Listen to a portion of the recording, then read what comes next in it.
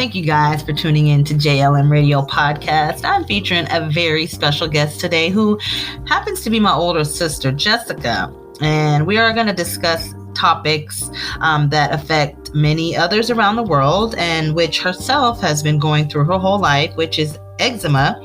And then we're going to touch bases on another subject, which is called topical steroid withdrawal and veganism. So yes, let's get into it. Yes, ma'am. Hi there. How are you? Good. So let's go back and kind of discuss with the listeners what you've been suffering your whole life, which is eczema. Yes. As far as I can remember, at my early childhood, I was diagnosed with eczema. I was probably about 4 or 5, maybe even younger than that. But as far as I can remember, I could just say that growing up, I was just an itchy girl in an itchy world. Since, it's kind of been a part of me all the way up until now. But going in and out of the hospitals and whatnot, because of it, I knew it was very severe, and it wasn't something that was just like a little rash, because like I said, it was something that was constant, that I always had to be aware of, and my parents as well. Back then, it wasn't just a small rash and you kind of treat it and carry on. It was something that was ongoing. So me, of course, seeing this firsthand, growing up with you, share with the listeners basically your early memories of being young and suffering through eczema, and then with you letting our parents know from a young age that this was something that was constantly bothering you, and then what it came about when you were being prescribed basically steroids. Yes. I would always go to them and just complain or about, I just can remember back then being teased and stuff, but being so young, and innocent and stuff, you didn't realize you were any different. I know, I just thought it was something that was a part of me. You know what I mean? It was just, I thought being young, and not, of course, educated on what eczema is, I just thought it was part of a normal childhood that I had. That I don't know really how to explain that, but I just thought it was normal to be like that, even though I didn't see other children with it, because I wasn't, like I said, I wasn't too knowledgeable about it then as I am now, of what it actually is, it's something that can not be healed but be managed through lifestyle. You said through diet? Through your lifestyle and through just knowing what your triggers are. And then, right, because a lot of people suffer from eczema, but they tend to grow out of it as they get older. But on you it didn't. You know what I mean? Of course, and I believe you are absolutely 100% nailing the head on that, because I did do some research about that a while back, about how your body does as a child. You grow out of certain allergies and stuff like that. Some, and eczema being one of them. Like 70% of children usually, you don't go into your adulthood having eczema. And you also have, as well as asthma. So asthma and eczema kind of went hand in hand growing up. As far as your asthma would be triggered, and then eczema would start to be triggered. So those kind of went hand in hand, but you always felt, like you said, that was normal. I remember, your eczema being so severe that you would have to moisturize yourself with pillowcases all over your body. Remember to kind of maintain the itchy to make sure that you were able to sustain, sleep at night in order for it to keep your skin moisturized. I remember that growing up, and that's how I knew for sure that your eczema was severe. Yeah. Mm-hmm. You know what? Just bear with me with this because it's really something that I've kind of not kept to myself, but kind of sheltered myself because I don't really speak about it because it's like, and this is a part of eczema. Mm-hmm. You want to act like it doesn't exist, but it is something that really affects a whole lot of people. Mm-hmm. And, I want to be comfortable, begin to be comfortable. So, I can just get to the root of what it is and just knowing that, or helping someone get through it, knowing that I'm not the only one, by videos like this and TikTok now, like you see a lot of people suffering from this kind of stuff. And so I can, I can really rest assured, like knowing like, this is not something that's not usual. Like, that's unusual, So you were prescribed. So you have been using steroids basically your whole life because you didn't grow out of eczema. So you were prescribed high volume and steroids as far as your whole life, and not knowing the damage in the long run, what it would do to your skin, and your skin being so accustomed to having it, kind of like a drug.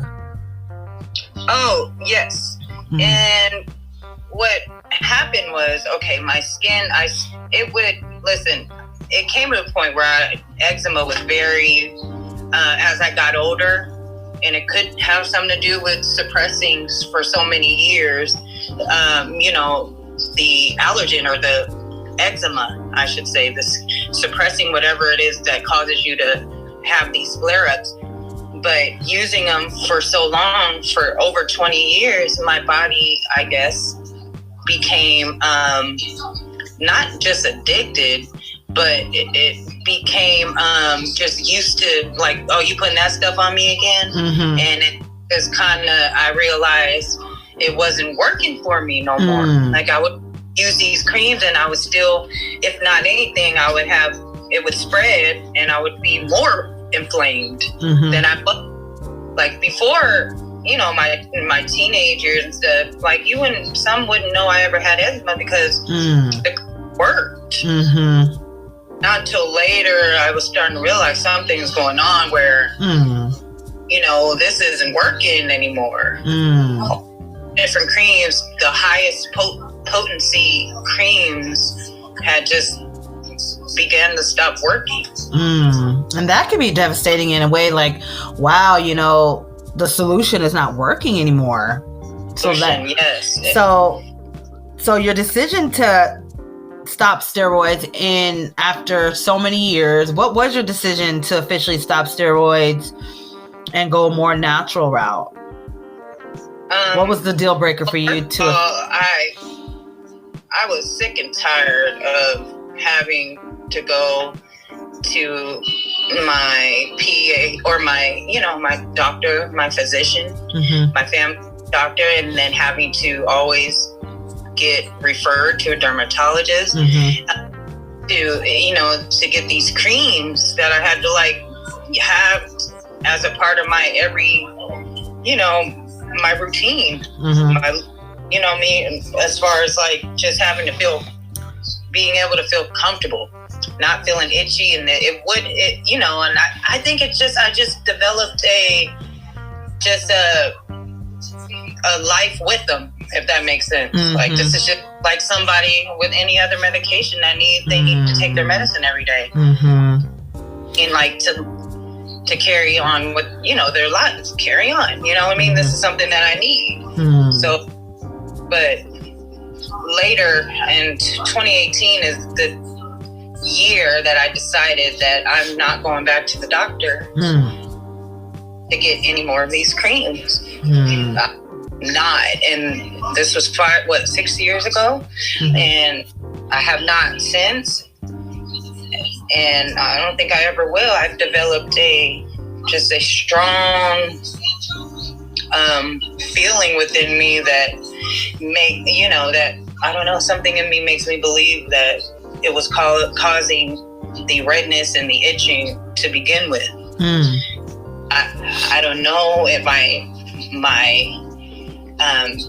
theology of it is correct, but I believe that what I was going through was steroid induced. Yeah.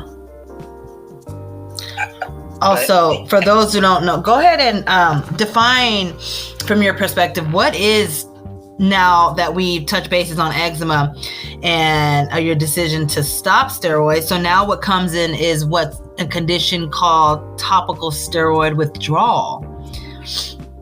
Now, touch base on that for the listeners to know that now you have a withdrawal from steroids now that your decision to stop using steroids. Yes. So the best way for me to describe it is your body goes into, just goes into like a shock. That's exactly, like a shock, and then it turns into like straight affliction. It goes into like affliction because, like I didn't realize, like, I'm thinking I'm going to stop these creams and I'm going to get me some shea butter and then carry, just start the natural route. And no, my body began to withdraw, and literally my skin, it just was like wildfire. And one patch turned into like full body rash, fiery, like flamed red skin, basically. So what were the early stages of symptoms of TSW? Because I know, again, seeing you firsthand, there were literally stages that you went through withdrawing. So when you first was working and you decided to quit using steroids, it kind of was like, okay, my skin is just a little red, I could deal with it. And then what transpired after that? Well, I began to start seeing my features start to like change, and I'm like, my features, and meaning my eyebrows were falling out. I've never experienced that, so that was a feature that I knew, like, okay, my eyebrows all fell completely out, and my hair began falling out, and I knew that had to have been a side effect or a adverse effect of whatever was going on in my body from those strong steroids. Now, steroids, it sounds like it's just a drug, but if I put it in the sense in the term of acid, ain't nobody put that on their skin, because that's what it is. And that's what causes the steroid over the years, and prolonged use of it damages the epidermis, and even all the way down to the deepest layers of your skin, because it's eating away at your skin. That's why you read the side effects, the thinning of the skin, all that. Thinning of skin, that means it's, is causing like your skin to be broken down. You know what I mean? And to constantly be using it, constantly applying this, it can do nothing but, like I said, it's like acid be burning through your skin, like literally. And then what would be the second stage? You noticed that it started to get really severe, the withdrawal. I started to mess with like my psyche and stuff, because your adrenal glands and your hormone levels that's what I was thinking earlier. Your body goes like out of whack, out of order, and everything is just, you know what I mean? One thing is affected because your body is made of systems.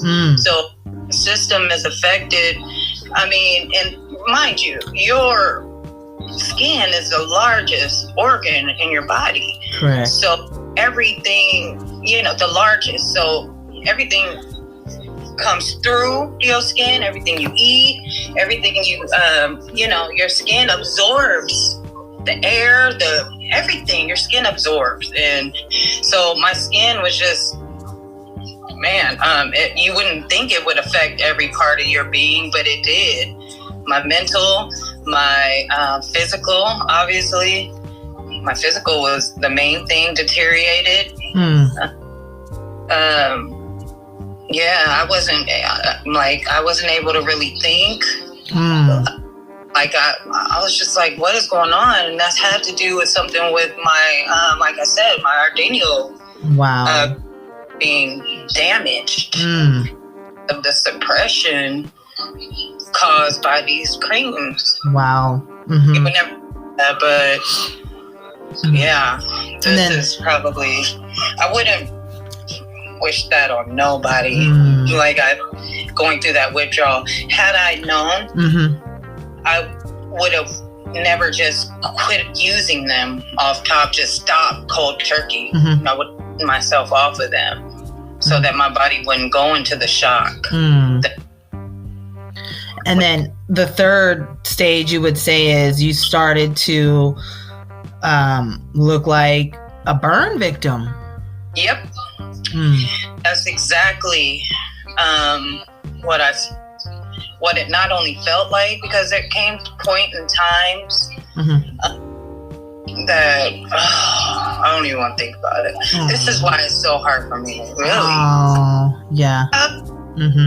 Like you gotta relive it, you know? It's like, but I just can remember like the darkest moments. Like, I just showered, you know what I'm saying? Without feeling like you're so brave. The water is burning your skin. Yeah. I showered now, though. I'm so grateful. Right. Like, I'm so proud of you. Shower is supposed to be a refreshing, good feeling after you come. I dreaded getting in the shower because it was painful. Oh, wow. Water ain't no good out here. I mean, the chemicals, you know, the chemicals in the water, like it would burn my skin. You know what I'm saying? Like, yeah, that was bad. And then your texture of your skin started to change as well. Yes, yeah. Like the adverse effects of, and you know, the withdrawal symptoms would be the thickening of your skin. So really scaly, I would call it, maybe. I would refer, if I had to refer to it or compare it to anything, to like chicken skin or elephant thick skin and just texturized skin. Like, or just scale. Like, you know what I mean? And one of the other side effects or symptoms was major shedding. I would shed, like, constantly shedding, like, piles of skin. And when I say from scratching? Not even scratching, your skin is turning over at a rapid pace. You know, like your skin turns over for some, like, you know, it turns over, you know, 1 to 2 weeks, but mine was turning over like literally every other day, like every day, I would say, because what would happen with my skin is it would cycle with it kind of feeling like my whole face would turn into like if I can explain it, like a shell. Or an eggshell, and it would crack and would shed all off, and then back to bare skin. Like, it would be back to like just back to, it's like kept cycling, doing the same thing. It would be back to the new skin under there, and then it would do it again and again and again, and it did it for years, like 2 years, and it would lessen.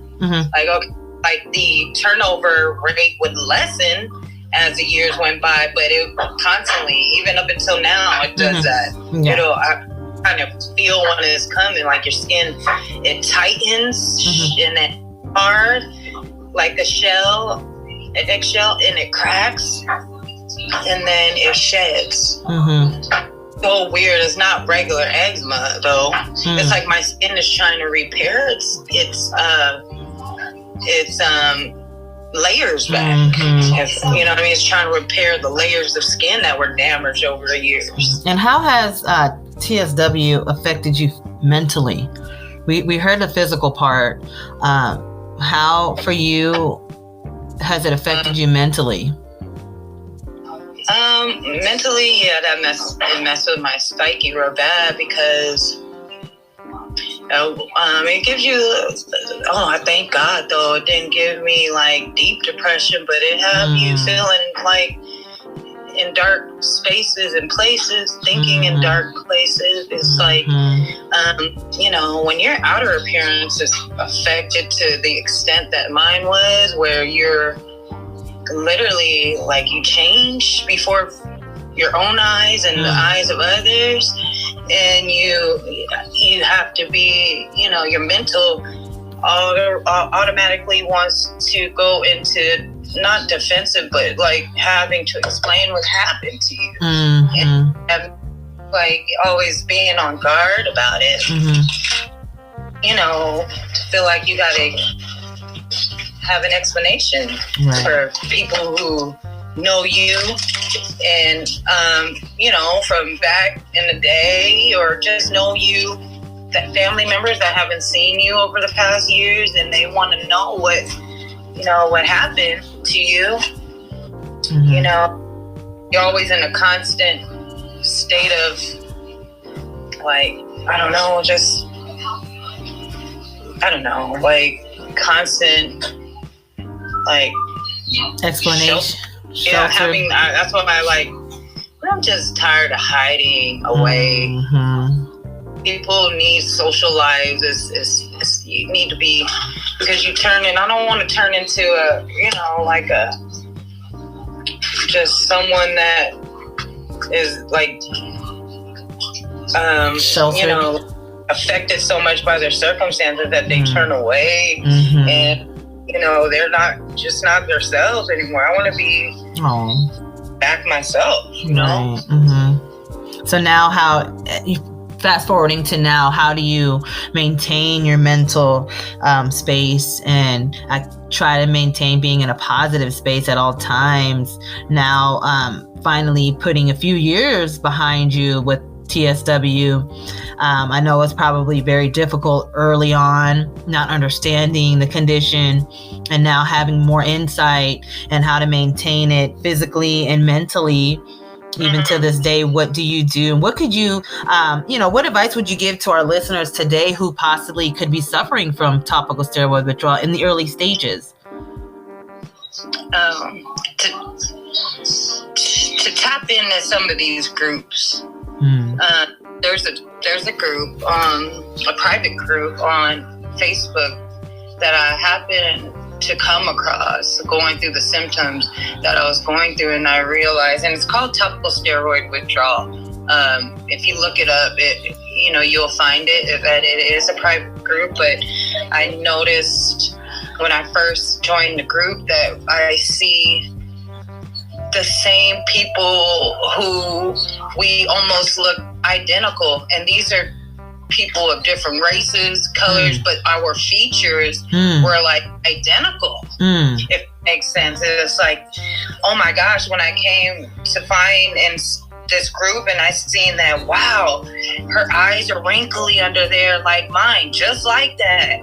This is not regular eczema, you know. And oh my gosh, her hands, why her hands haven't healed yet, and it's been a year for her to. This is how I knew these certain things I identified with, that they are suffering from the same exact thing that I am. Come find out, I didn't have to think twice about it because these are all people who quit using steroids as well. Wow.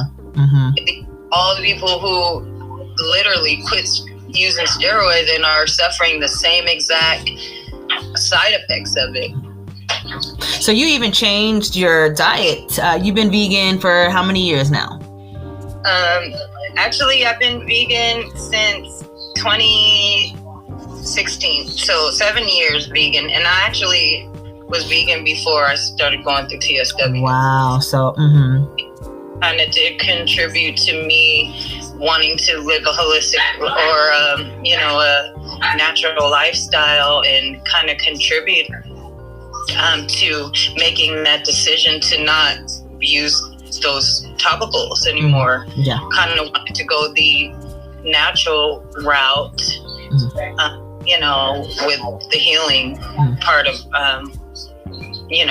of my journey, basically. And you do juice a lot because you've done a lot of research on veganism and how it has an effect on TSW recovery. So you do juice. What are some of your favorite juices that you use to kind of help repair your skin?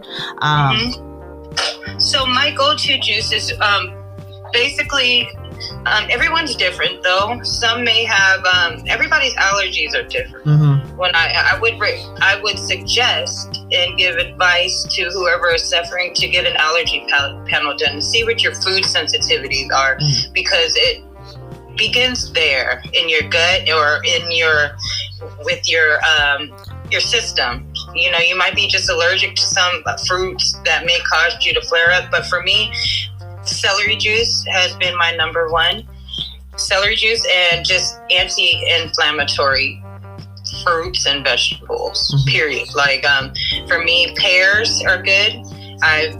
Beets, because of the high mineral, they're good with repairing your skin.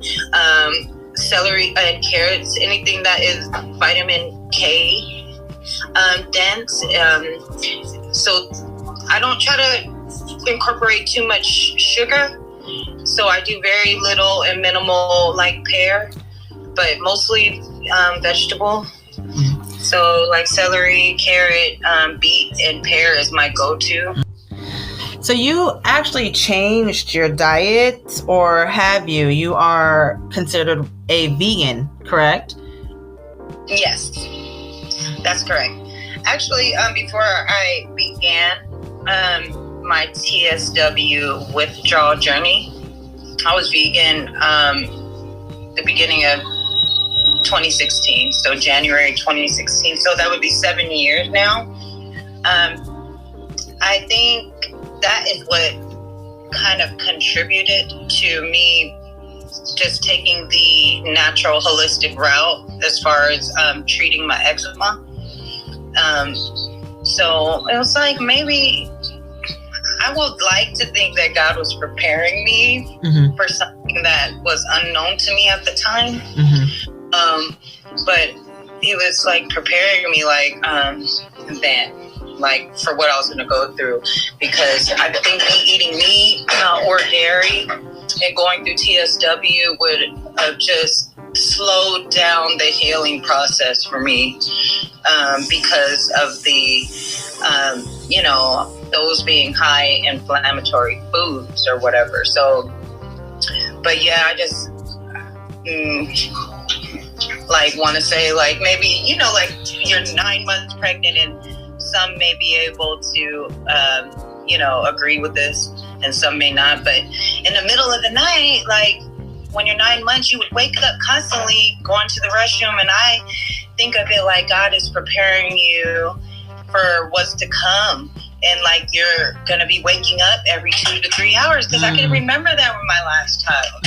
Like I would, out of nowhere, the 9th month, I would be getting up 2 or 3 times in the middle of the night, going to the restroom. Like, so I believe God was preparing me for this. And then for those who don't know, veganism, being a vegan and a vegetarian are 2 different things. And what is the difference between those who don't know?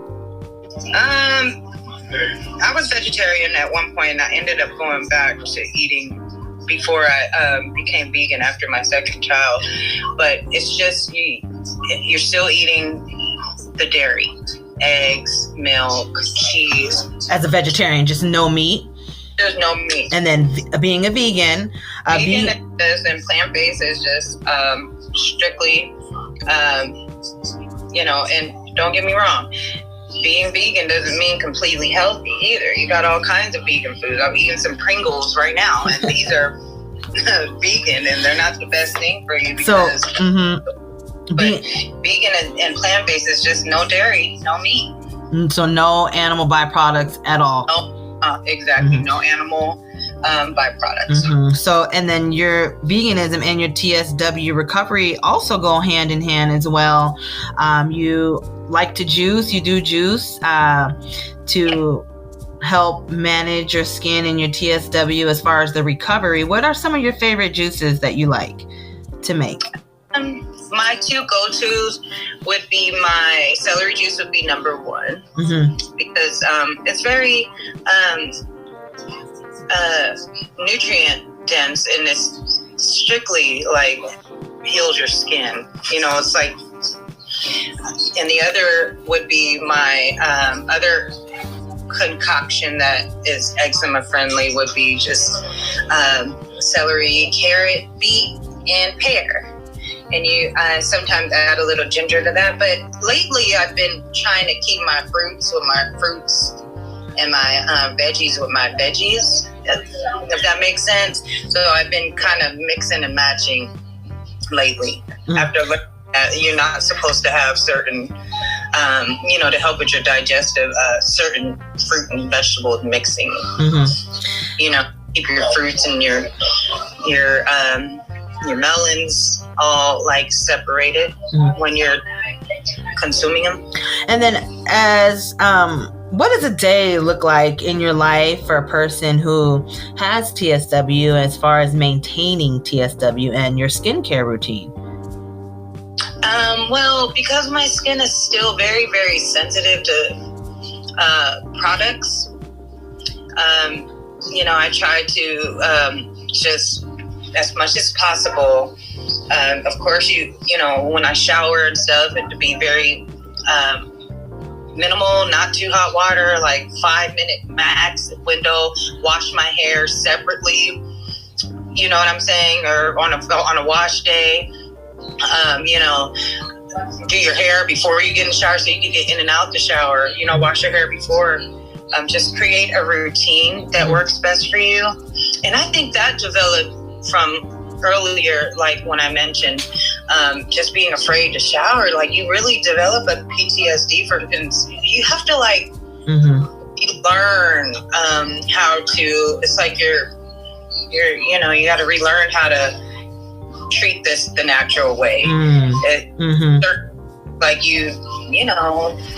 be fearful of certain things, and it just sticks with you sometimes. And then that. So try to be minimal, though it's not too good to stay in a hot shower anyway. But and then what products do you use when you get out of the shower now that you're a little bit more educated on natural supplements and creams?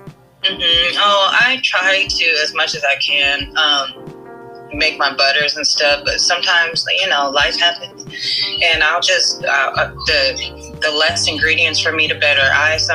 Even though it's petroleum jelly, it's not the worst for you, but it's just a sealant and a coat. If I had to go to anything, I'll use some Vaseline. Because like I said, my skin is almost still going through it, and it's still, I want to say like a sunburn effect. So something that's, aloe. I use a lot of aloe manuka honey. I love aloe though, and sea moss. What I use to put on my face to just help work as a humectant on my face to just keep it moisturized, and plus it has a lot of added nutrients. Well, I want to thank you so much for sharing your journey and your story with us. Again, guys, thank you so much. And you can follow Miss Jessica on Facebook at Jessica Leona, also on Instagram at J_Leona. And it's your girl, your host at Jenn Malmberg. You can find me on Facebook with JEN, last name MALMBERG on Facebook, also JLM Radio Podcast. Add me on IG as well as that's_JENN, the number 100. Also, that's Jen_host. Again, thank you for tuning in to JLM Radio Way of Thinking Cultured Views podcast under an Applewhite production. Thank you guys. Take care. Thank you.